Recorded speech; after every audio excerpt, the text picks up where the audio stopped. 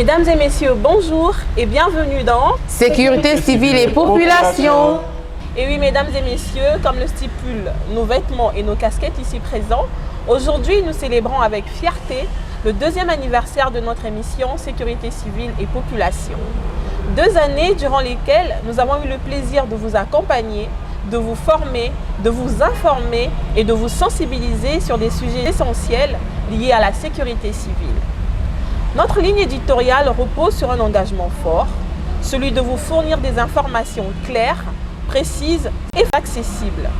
Chaque semaine, nos présentateurs passionnés se sont efforcés de rendre la sécurité civile non seulement compréhensible, mais aussi pertinente et visible pour chacun d'entre vous. Mesdames et messieurs, bienvenue dans ce spécial 2e anniversaire de l'émission Sécurité civile et population que j'aurai l'honneur de présenter avec mes collègues ici présents. Ainsi, nous vous proposons de débuter notre émission par la présentation de notre ligne éditoriale par le commandant de police Mopaga Nzengue José Aimé. Chers téléspectateurs, Sécurité civile et population est bien plus qu'une émission. C'est notre engagement ferme à explorer en profondeur l'univers de la sécurité civile, notamment les métiers de sapeur-pompier. Les thèmes que nous abordons sont sélectionnés avec une exigence sans compromis pour vous offrir une vision authentique et essentielle de ce secteur vital. Aussi, chaque rubrique est conçue dans le respect strict des missions fondamentales de la sécurité civile. Protéger les personnes, sauvegarder les biens et défendre notre environnement. C'est cette exigence, mesdames et messieurs, qui oriente chacun de nos choix. Je vous remercie. Suivons à présent M. André Andélé, directeur général de la télévision nationale congolaise, qui partage son point de vue à ce propos. Lorsque j'ai pris connaissance du synopsis, c'est-à-dire de la fiche technique qui résumait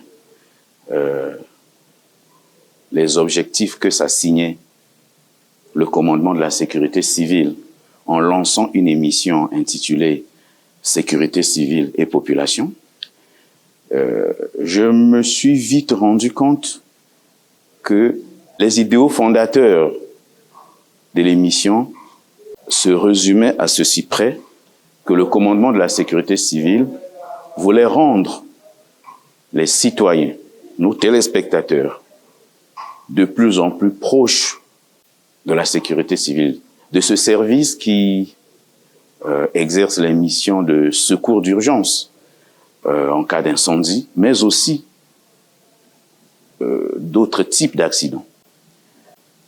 De ce service dont nul ne peut se passer, de ce service qui exerce également les missions de prévention, les missions de sensibilisation, de ce service dont la plupart des citoyens n'avaient qu'une idée étriquée.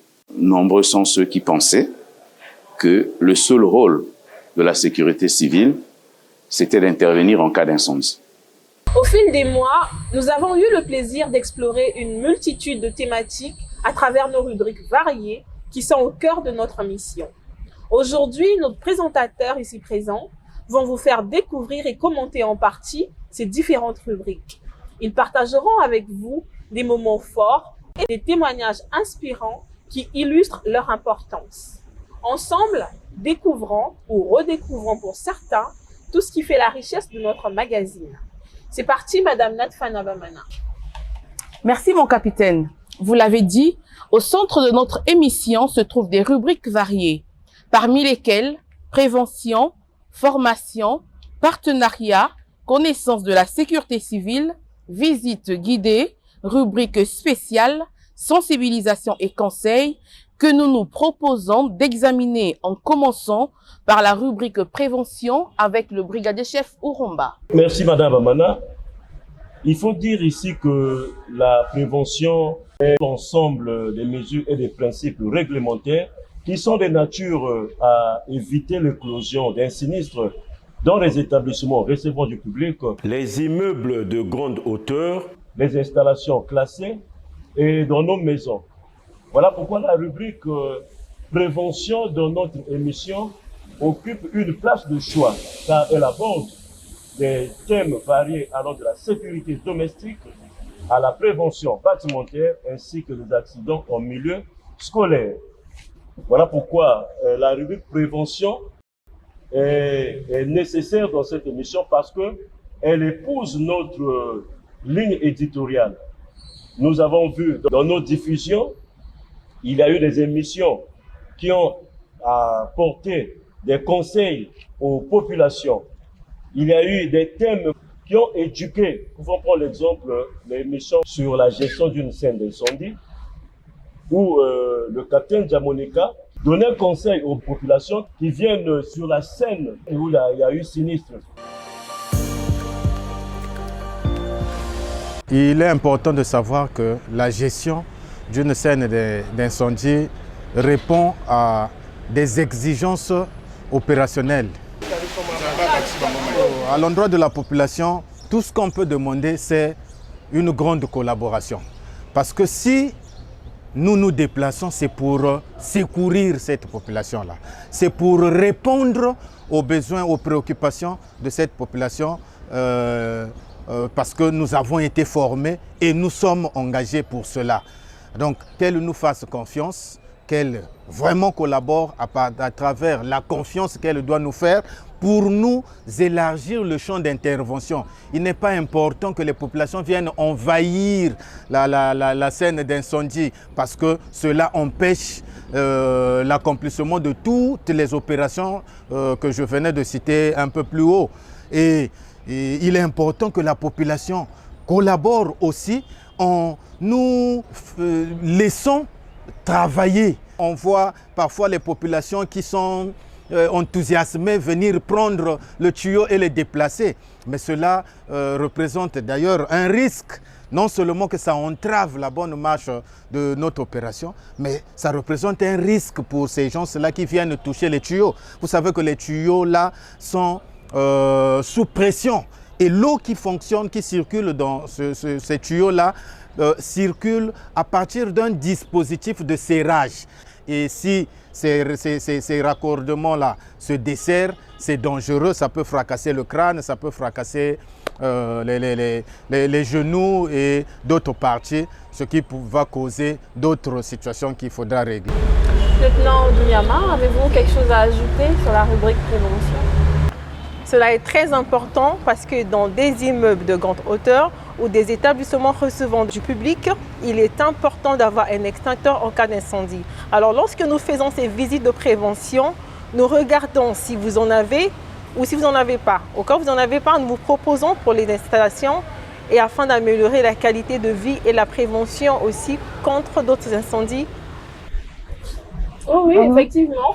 Il faut aussi signaler que la visite de prévention, c'est également pour évaluer les risques.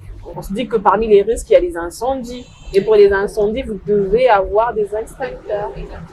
Oui, mais mon capitaine, excusez-moi, il convient aussi de noter qu'il ne s'agit pas seulement des immeubles ou bien des sociétés, des établissements qui reçoivent du public, même dans nos locaux.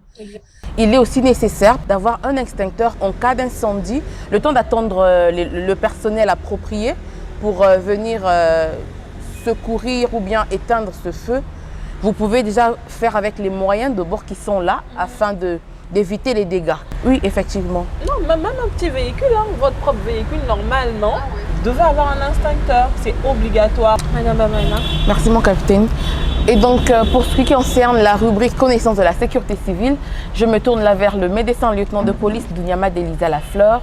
Question de faire comprendre à la population ce que transmet la sécurité civile. Merci Madame Bamana. La connaissance de la sécurité civile est un thème central de notre émission, car elle englobe une variété de sujets. En informant notre public sur les ressources disponibles et les procédures à suivre, nous contribuons à une meilleure préparation collective. Cette rubrique permet également d'aborder des questions d'actualité et des enjeux spécifiques liés à la sécurité civile, rendant le sujet accessible et pertinent pour tous. À travers des interviews, des reportages, nous mettons en lumière le travail des acteurs de la sécurité civile, vous permettant de mieux comprendre leur rôle, leur engagement et les moyens à disposition de nos services. C'est le cas de l'unité polyvalente d'intervention du commandement de la sécurité civile.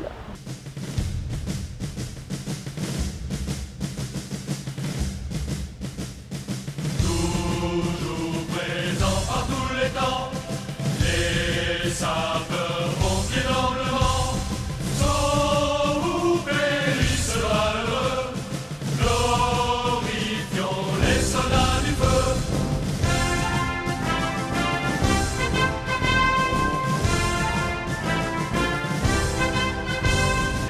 L'unité polyvalente d'intervention a plusieurs missions qui sont focalisées dans le sauvetage en milieu périlleux, le sauvetage en milieu aquatique, le sauvetage des bléements, le sauvetage en secours routier et manœuvres de force.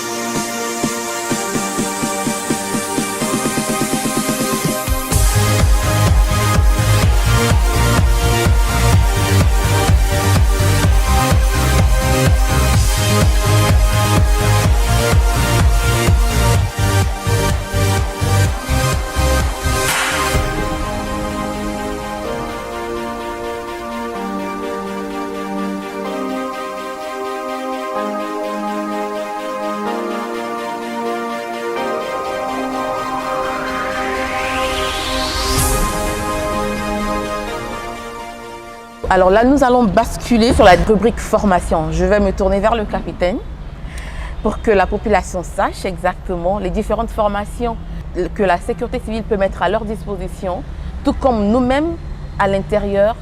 Merci Madame Bamana. D'abord, nous allons parler de la formation en tant que rubrique. La formation est au cœur de notre émission car elle permet d'explorer une multitude de sujets liés à l'acquisition de compétences en matière de sécurité civile. Que ce soit à travers des ateliers de premiers secours, des formations sur la gestion des crises ou des sessions de sensibilisation à la sécurité routière, cette rubrique met en lumière l'importance de se former pour mieux réagir face aux situations d'urgence. Elle offre également les témoignages de formateurs et de participants illustrant l'impact positif de ces formations sur la communauté. Nos émissions ont été aussi l'occasion de vous informer sur les formations disponibles pour devenir acteur de votre sécurité et celle des autres. Suivez sur ces images quelques formations que nous avons eues à publier dans nos émissions.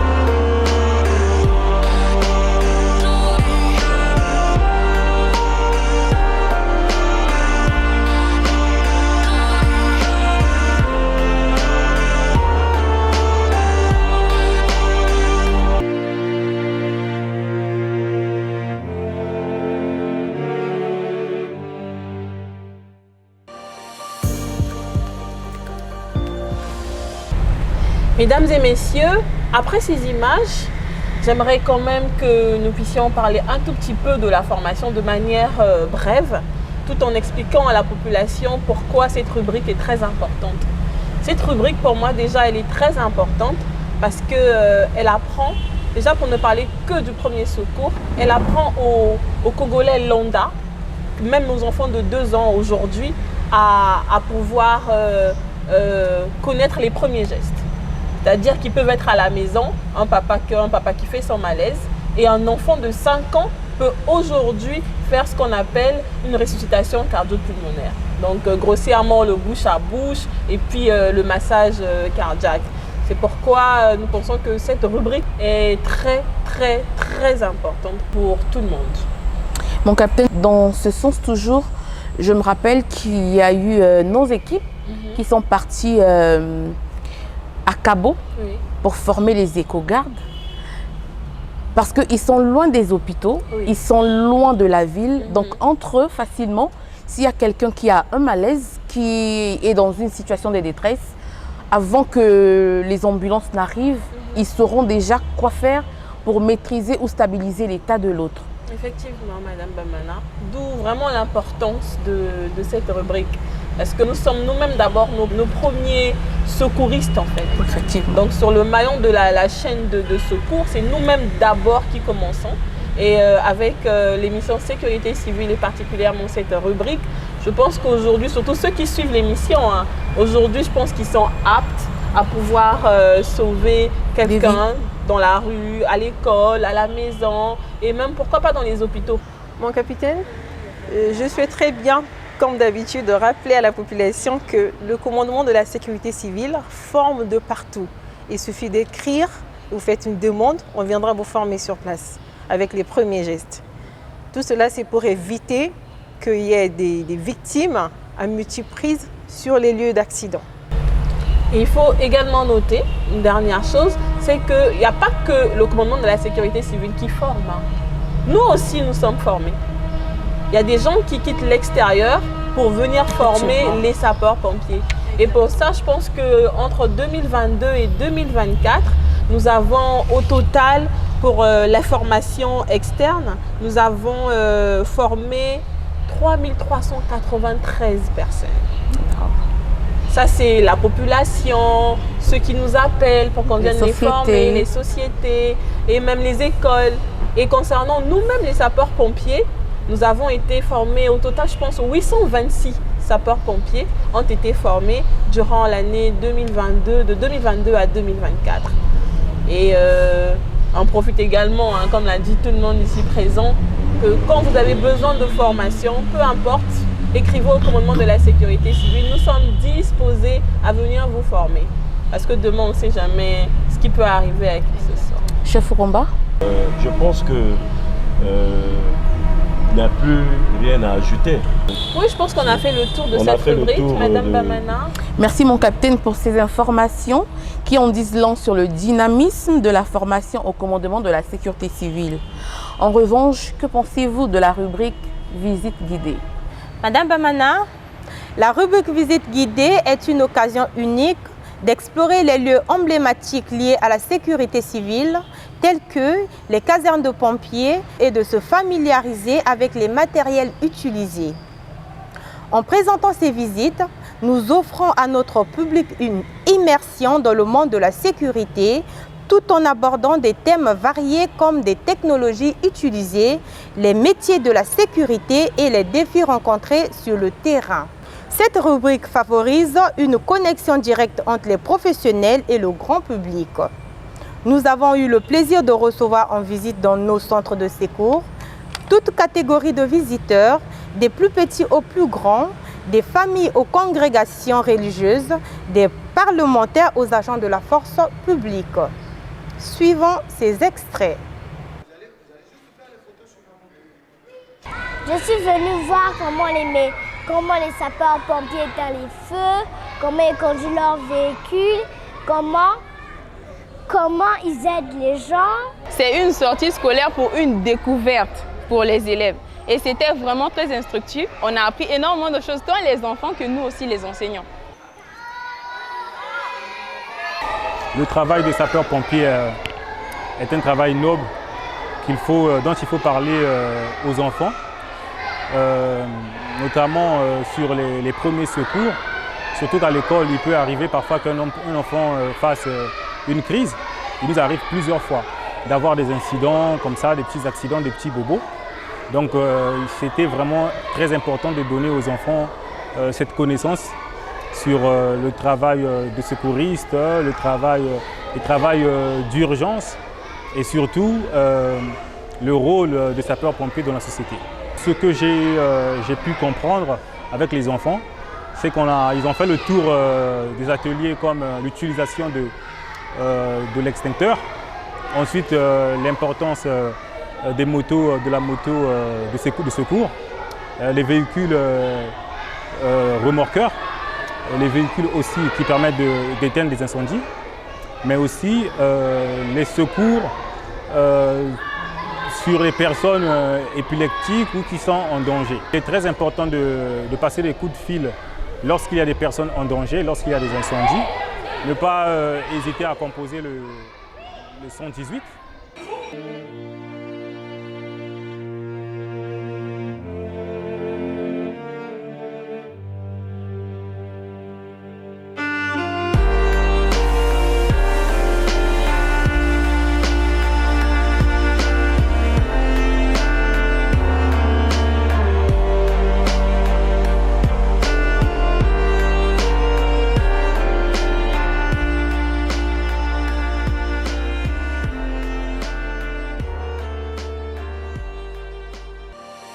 Le souci de mieux faire passer le message aux apprenants. Nombreux de nos enfants ont souvent la confusion sur le rôle exact des sapeurs-pompiers comme ils appellent. Pour eux, ils se disent qu'ils sont là pour éteindre que le feu. Mais en dehors du feu, il y a d'autres actions que les sapeurs-pompiers font. Alors en réfléchissant avec l'équipe de maîtrise, on s'est dit pourquoi ne pas aller faire découvrir ces enfants-là d'un arrondissement à un autre qui sont très loin du centre-ville, pour voir réellement ce que les sapeurs-pompiers font, pour que ces enfants-là aient un plus dans leurs connaissances. Je suis venue ici pour découvrir plusieurs choses comme comment faire pour sauver une amie ou un ami en route s'il est fracturé ou s'il a fait une crise ou si même notre maison à nous est en feu. On nous a fait visiter une voiture de citerne d'eau. On nous a expliqué que ces tuyaux servent à arroser en cas d'incendie et d'emmener les malades en cas d'un malade blessé ou évanoui. On l'emmène à l'intérieur et ils ont aussi des gaz d'oxygène pour aider les gens en cas il n'a plus d'oxygène pour l'aider à se relever. Bon, à notre arrivée, nous avons apprécié l'accueil et l'organisation de la structure. La structure est bien organisée et les enfants sont répartis en 5 ateliers où ils apprennent. Derrière moi, ils sont en train d'exploiter l'importance du distincteur et d'autres enfants sont dans les ambulances, d'autres sont dans la salle d'appel. Et on va terminer notre visite dans la salle pour apprendre les gestes qui sauvent. Donc notre impression est très bonne et les enfants sont très joyeux, ils sont vraiment dans la joie. Ils ont même souhaité revenir pour essayer encore une fois d'apprendre plus parce que le temps qu'on les a donné pour eux est trop peut-être court. Nous sommes venus ici au niveau des sapeurs-pompiers parce que le mois de janvier, c'est le mois de l'action professionnelle. Donc nous, au Rotary Club Brazzaville, nous nous sommes rapprochés auprès des professionnels comme la sécurité civile pour savoir ce qu'ils font et ensuite nous prenons ces instructions pour apporter auprès de nos concitoyens. Nous allons les accompagner, nous allons véhiculer les messages partout dans les réseaux sociaux, parler autour de notre environnement, ce que c'est les sapeurs-pompiers, ce qu'il faut faire pour atteindre les sapeurs-pompiers. Nous savons seulement que les sapeurs-pompiers éteignent le feu. Aujourd'hui, sur le terrain, nous avons appris beaucoup de choses sur les sapeurs-pompiers. On ne peut pas parler de sécurité intérieure en faisant abstraction de la sécurité civile. Parce que la sécurité civile, c'est dans le cadre de la sécurité intérieure. Donc, si nous devons bien comprendre nos métiers de la sécurité intérieure, il nous faut comprendre comment fonctionne la sécurité civile chez nous. Comment elle est structurée.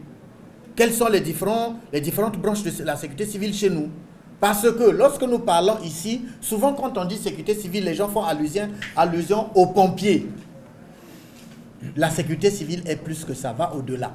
Et donc, certains de nos stagiaires n'ont peut-être pas la parfaite connaissance de cette différence. C'est pourquoi nous les emmenons ici pour qu'ils découvrent en pratique qu'est-ce qu'on appelle sécurité civile et comment ça marche, comment ça fonctionne. S'il faut parler de la sécurité civile, on parlera de beaucoup de faits. Un accident d'avion, un avion qui s'écrase, c'est la sécurité intérieure, c'est la sécurité civile. Un avion de ligne qui est en train d'atterrir, nous avons connu ce cas-là à l'entrée de Filou ici. C'est dans le domaine de la sécurité civile. Et là, vous verrez que les premiers à être appelés, c'est généralement les gens de la sécurité civile. Mon capitaine, vous vous rendez compte que pour l'année 2022 à 2024, nous avons eu un total de 5 773 visiteurs. Alors là, ça c'est en 2 ans. On ne sait pas encore les années à venir. On demande à la population, tous ceux qui sont intéressés par juste la culture de sécurité civile, de ne pas hésiter à écrire au commandement de la sécurité civile afin de venir visiter nos casernes.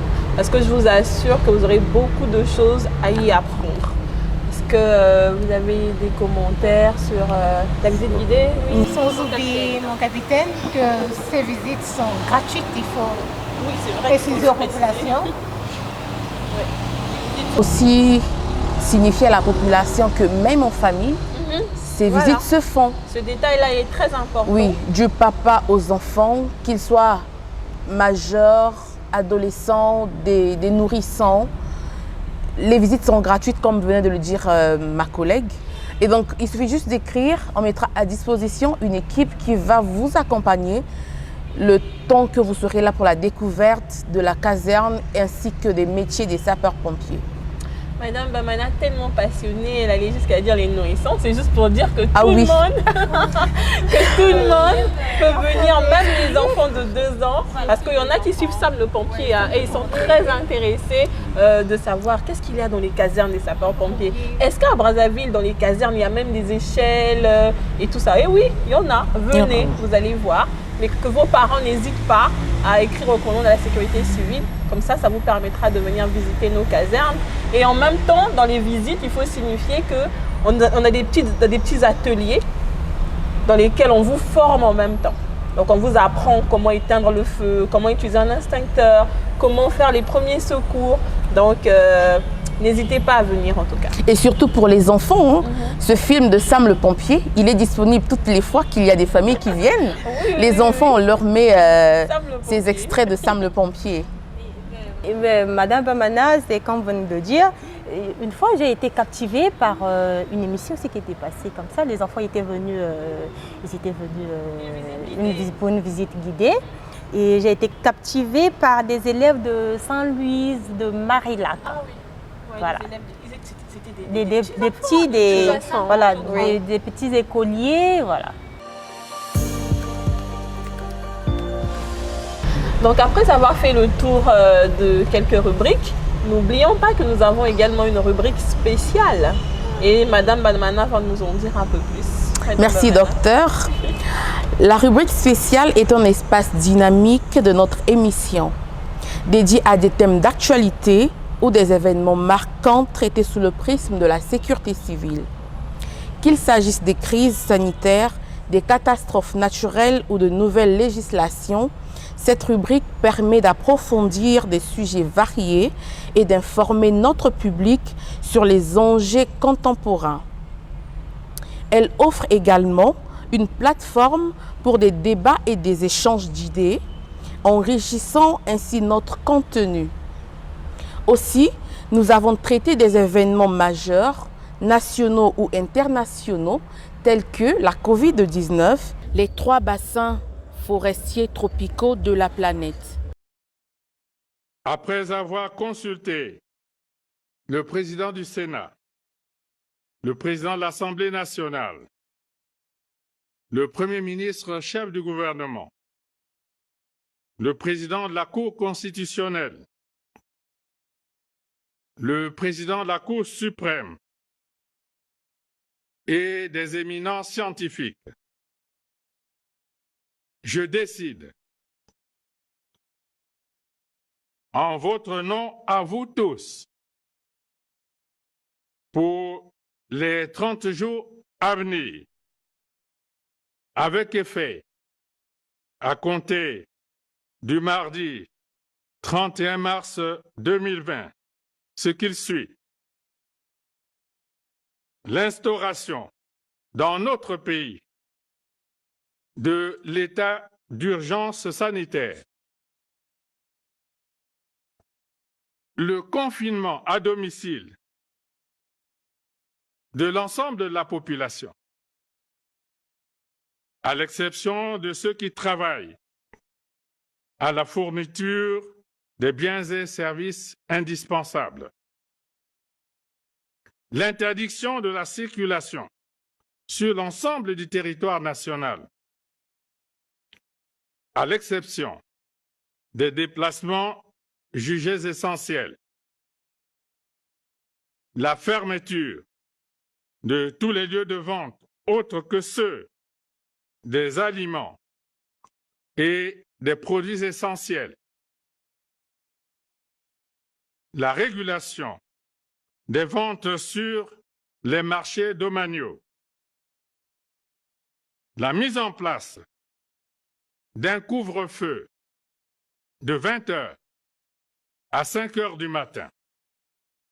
Le Covid-19 a bouleversé, sans prévenir, la vie internationale.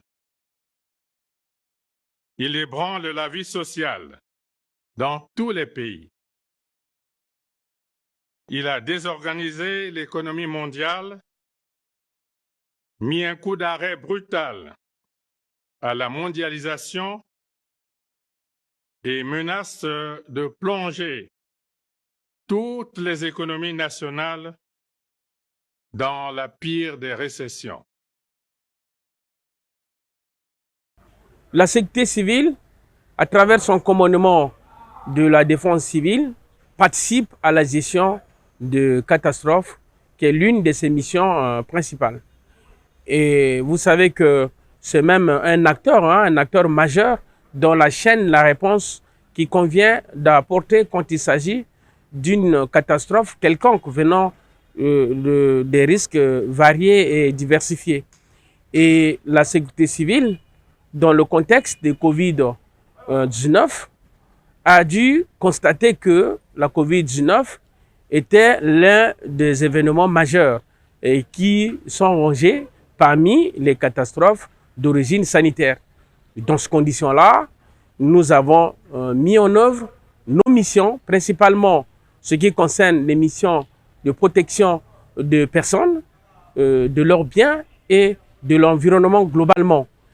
Et tout cela à travers une politique d'information, d'alerte à des populations et qui soit de nature à assurer une prévention contre cette menace qui était mondiale mais qui s'est fait localiser au niveau de notre pays.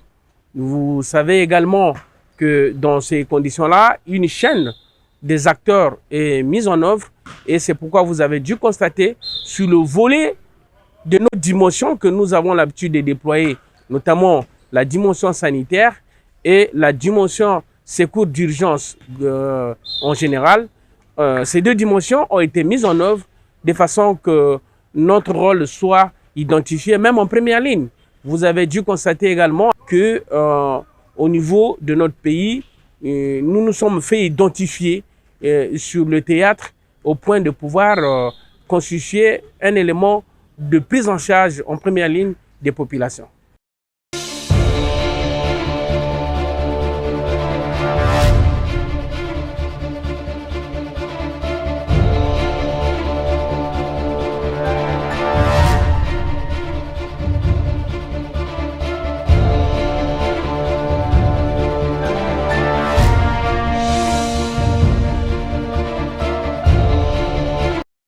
Mesdames et messieurs, vous venez de suivre comment la sécurité civile s'était investie dans ces différents événements majeurs qui ont été traités sous le prisme de la sécurité civile.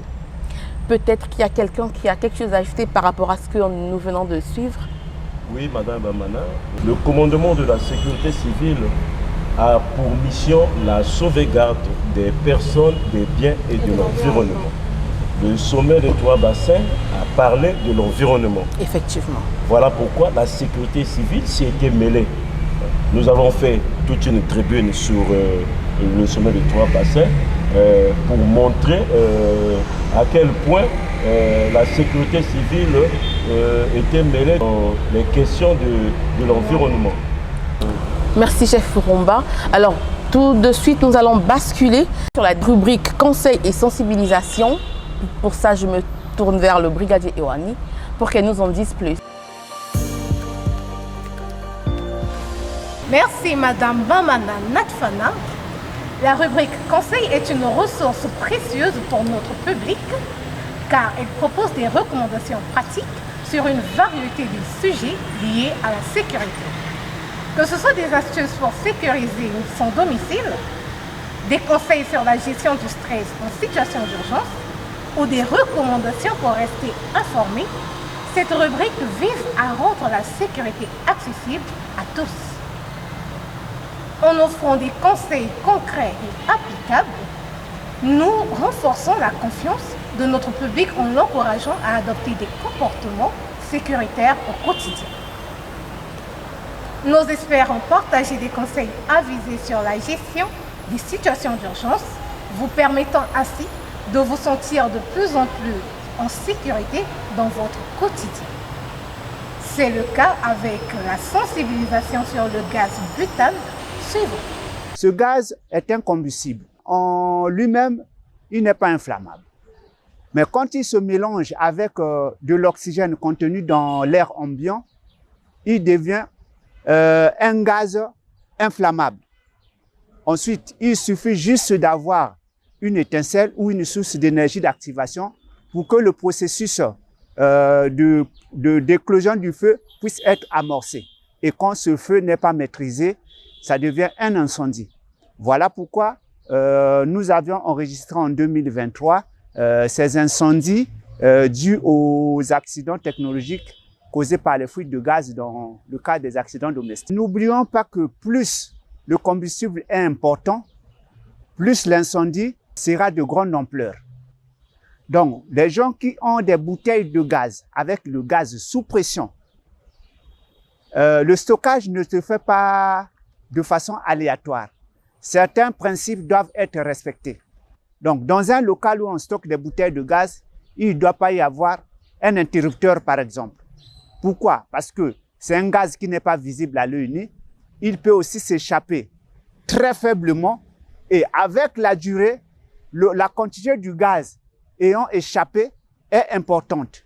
Et quand elle s'échappe, automatiquement, elle se mélange avec l'oxygène de l'air ambiant. Donc, il suffit juste d'allumer un interrupteur. Or, quand nous appuyons sur l'interrupteur, l'étincelle-là peut causer un incendie, c'est-à-dire peut déclencher le feu à un certain seuil que nous appelons limite supérieure d'inflammabilité. Quand ce seuil est atteint, peu importe la source d'énergie d'activation qui va s'engendrer, qui sera présente dans ces lieux, il y aura déclenchement du feu. Et ce feu, comme c'est un gaz, va se propager d'une manière plus rapide et ça sera difficile de le maîtriser. Et à ce moment, on parlera d'incendie. En ce qui concerne le stockage de bouteilles de gaz sous pression, je demanderai à ceux qui ont ces responsabilités-là de pouvoir, avoir des locaux qui sont habilités au stockage de gaz, c'est-à-dire des locaux qui sont semi-fermés, bien conçus pour le stockage de bouteilles de gaz. Et ces locaux doivent offrir une barrière qui doit contenir les flammes à l'intérieur. 2, dans ces locaux-là, on ne doit pas installer les prises, par exemple. L'accès à ces locaux, l'éclairage qui donne l'accès à ces locaux doit être manipulé hors, c'est-à-dire en dehors du local dans lequel le gaz est stocké. Si c'est une torche, par exemple, la torche doit être allumée avant l'accès dans le local. Si c'est le courant électrique, l'interrupteur doit se trouver en dehors du local contenant des bouteilles de gaz stockées. En ce qui concerne la population dans des cuisines, il y a de ces parents après avoir utilisé ou après la cuisson, les gens ont souvent l'habitude de fermer au niveau de la vanne de la cuisinière, mais en laissant la vanne de la bouteille ouverte. Or, un enfant peut passer par malveillance, ouvrir au niveau de la cuisinière. Qu'est-ce que nous allons avoir? Nous allons obtenir un gaz qui va s'échapper sous pression. Et ce gaz va se mélanger avec l'air ambiant. Et dès qu'il y aura apport d'une étincelle, par exemple, il y aura feu. Donc, il est prohibé l'accès aux bouteilles de gaz aux petits-enfants.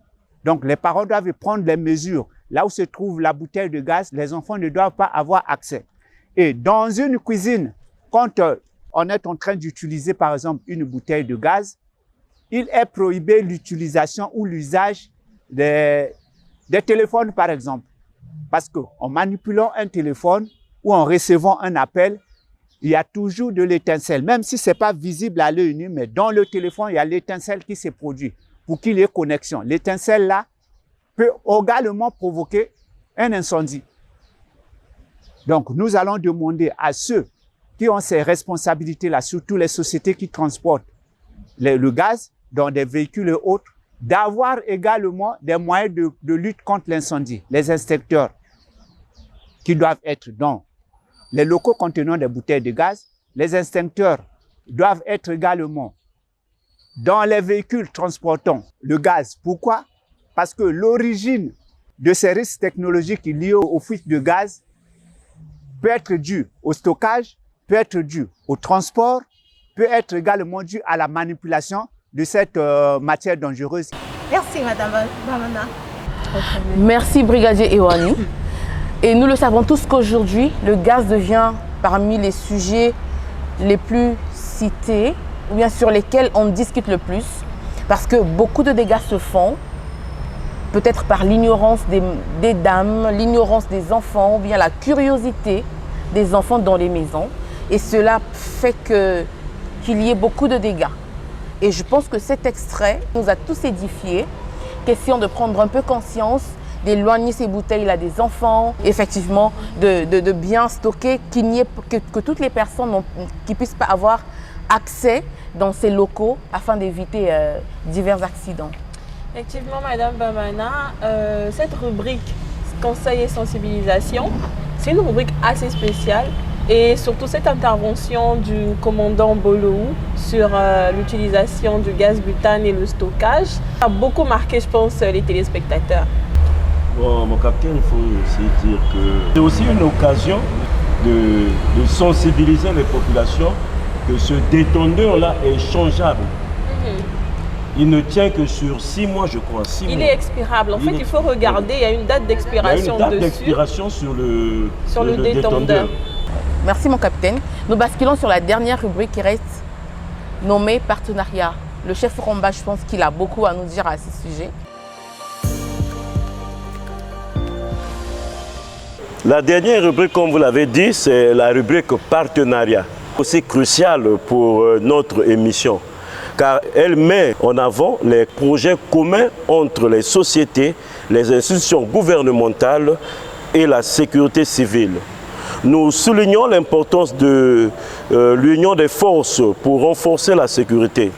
Cette rubrique permet également de présenter des initiatives innovantes et des succès partagés, inspirant ainsi d'autres partenaires. Découvrons donc dans cet élément quelques collaborations essentielles qui unissent la sécurité civile à d'autres institutions et acteurs locaux pour une efficacité renforcée sur le terrain. Suivant.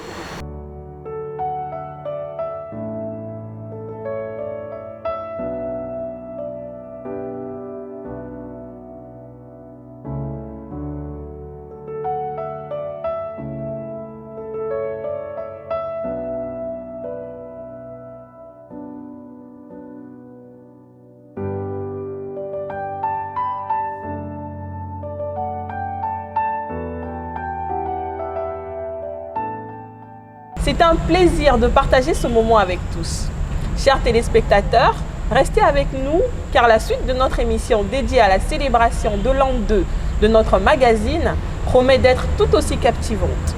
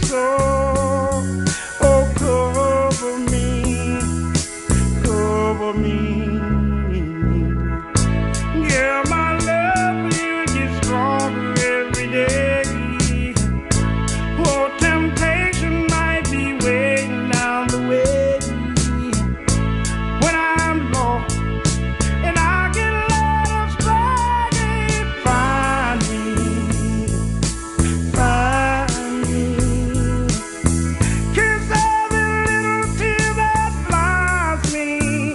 Oh,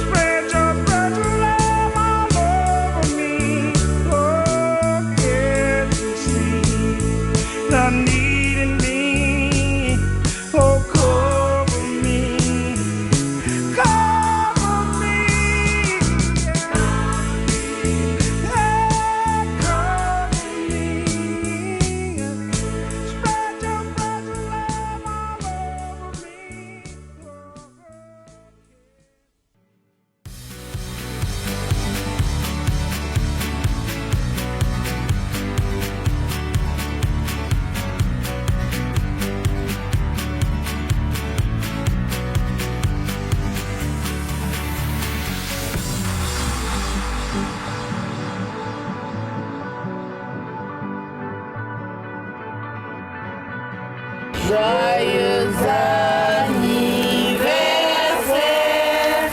joyeux anniversaire, joyeux anniversaire,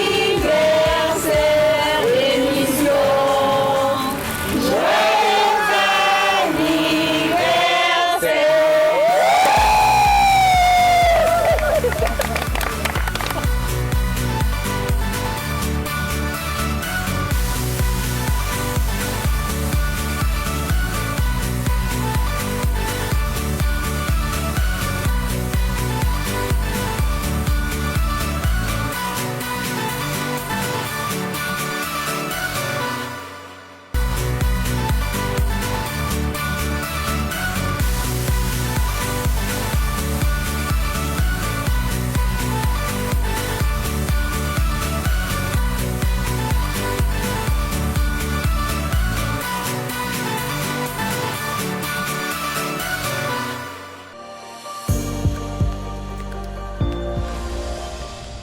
Mesdames et messieurs, nous tenons à exprimer notre sincère gratitude à chacun d'entre vous pour votre fidélité et votre engagement. Vos retours et vos questions sont une véritable source d'inspiration pour nous, nous permettant de continuer à bâtir ensemble une société plus résiliente et informée. N'oubliez donc pas de visiter nos pages YouTube, nommées Commandement de la sécurité civile, notre page X, anciennement appelée Twitter, toujours Commandement de la sécurité civile. Et enfin, nous avons maintenant un numéro dans lequel vous pouvez nous contacter via WhatsApp. Le numéro, c'est le 06 831 21 45, 06 831 21 45, pour nous faire part de vos commentaires, vos critiques et suggestions qui nous aideront à améliorer la qualité de notre émission. Mesdames et messieurs, sans oublier que nous sommes en novembre. Novembre, c'est Novembre bleu, un peu comme Octobre rose pour le cancer du sein. Novembre bleu est dédié au cancer urogénital, mais de l'homme. Donc, nous avons le cancer de la prostate, des testicules, de la verge. Et pour cela, le CHU de Brazzaville, donc le service d'urologie, va organiser un dépistage gratuit pour le cancer de la prostate du 20 novembre au 30 novembre. C'est gratuit. N'hésitez pas à venir à l'hôpital, c'est totalement gratuit. Merci infiniment d'avoir suivi cette émission. À très bientôt pour de nouvelles aventures autour de la sécurité civile. Ce numéro spécial a été sous la supervision du commandement de la sécurité civile. Nous disons merci à toute l'équipe technique qui a participé à la réussite de ce plateau. Bonne suite de programme sur Télé Congo.